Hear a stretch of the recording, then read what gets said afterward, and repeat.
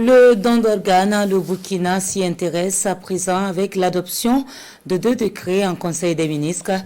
Le premier sur la liste des organes, tissus et cellules indexés et le second sur les attributions du comité de contrôle et d'éthique en charge. Une décision bien accueillie dans le milieu des malades dans le besoin, notamment les insuffisants rénaux. Alassane Kenrebego et Ismaël Diloma Sirima.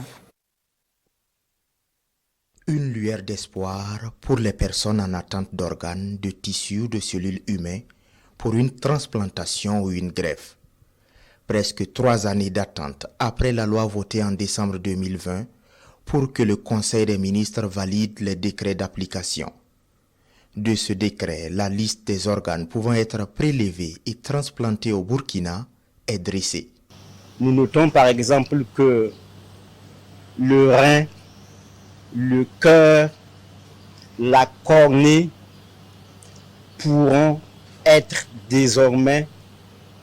faire l'objet désormais de dons, de greffes, de transplantations dans notre pays. Parmi les plus heureux du fait de l'adoption de ces décrets, il y a les personnes souffrantes d'insuffisance rénale. Pour elles, il n'y a que la transplantation de reins qui assure une certaine sécurité sanitaire.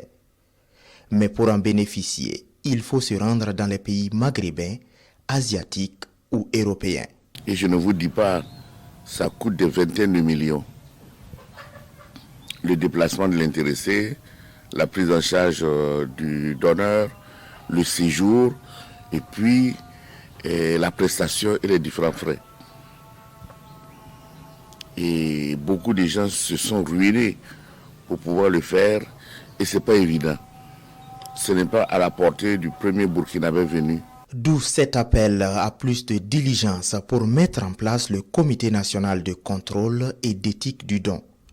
Un comité dont l'organisation et le fonctionnement sont définis par le gouvernement avec une feuille de route à l'appui.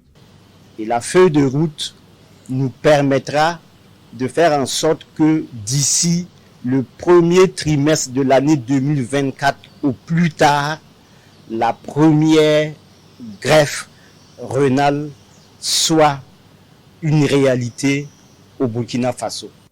Pour y arriver, des équipes multidisciplinaires composées d'urologues, de néphrologues et de chirurgiens travaillent déjà en tandem. Et ce n'est pas simplement les malades des reins du Burkina qui vont applaudir cette prouesse, je dirais, et cette prise de décision gouvernementale, mais je crois que toute la sous-région, telle que le Mali, le Niger, le Togo, le Bénin, seront bien entendu très intéressés par ce que le Burkina est en train de mettre sur pied.